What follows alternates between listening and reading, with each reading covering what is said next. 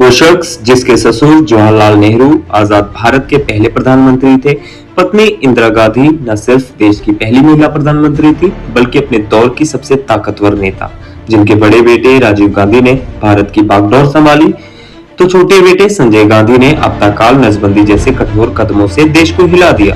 जिनकी बड़ी बहू सोनिया गांधी कांग्रेस की लंबे समय तक अध्यक्ष रहने वाली नेता बनी और छोटी बहू मेनका गांधी भी केंद्र में प्रभावशाली मंत्री रही।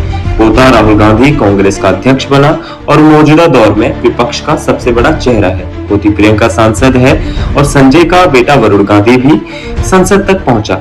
ये उस परिवार की कहानी है जिसने भारत की सियासत को न सिर्फ आकार दिया, बल्कि उसको दशकों तक चलाया भी। लेकिन इस वंश की जड़ जिस शख्स से शुरू हुई वो गुमनाम हो गया।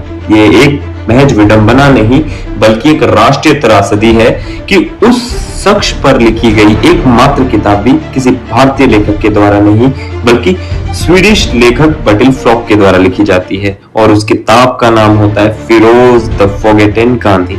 एक ऐसा गांधी जिसे उसके अपने देश ने भुला दिया, एक ऐसा गांधी जिसे उसके अपने परिवार ने भी भुला दिया। फिरोज गांधी सिर्फ इंदिरा गांधी के पति या नेहरू के दामाद नहीं थे, वो एक स्वतंत्रता सेनानी थे, संविधान सभा के सदस्य भी थे, एक पत्रकार थे जिन्होंने प्रेस की आजादी की वकालत की, सबसे बढ़कर एक सच्चे लोकतंत्रवादी थे।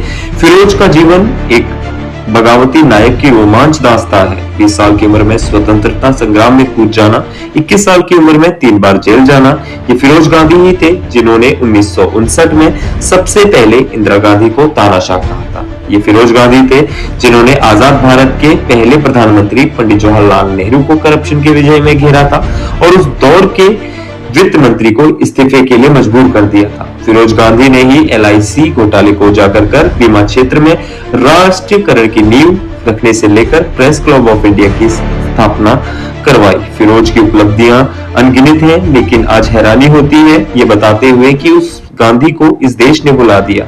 आज उनकी जन्मतिथि हो या पुण्यतिथि, भारत में फिरोज को कोई याद नहीं करता। ऐसा लगता है कि उनके परिवार ने भी उन्हें भुला दिया। इलाहाबाद के पास में पड़ी एक कब्रिस्तान में उनकी समाधि उपेक्षित पड़ी है। इंटरनेट पर मौजूद जानकारी के हिसाब से राहुल गांधी 2 बार, सोनिया गांधी और प्रियंका गांधी एक बार उनकी कब्र पर गए। भारत वो देश है जहां नेहरू और इंदिरा के नाम पर 500 से ज्यादा योजनाएं हैं, लेकिन फिरोज गांधी का नाम चंद स्कूलों तक सिमट कर रह गया। ये कहानी उस भारत की है जो अपने साहसी नायकों को भुला देता है। ये कहानी सबसे दिलेर, सबसे दिलचस्प, लेकिन सबसे बदनसीब। अगर ये वीडियो आपको पसंद आता है तो इस वीडियो को आप एक कमेंट कीजिए और मुझे सजेस्ट कीजिए कि मुझे कैसी वीडियोस बनानी चाहिए ताकि मैं और इम्प्रूवमेंट ला सकूं अपनी वीडियोस में।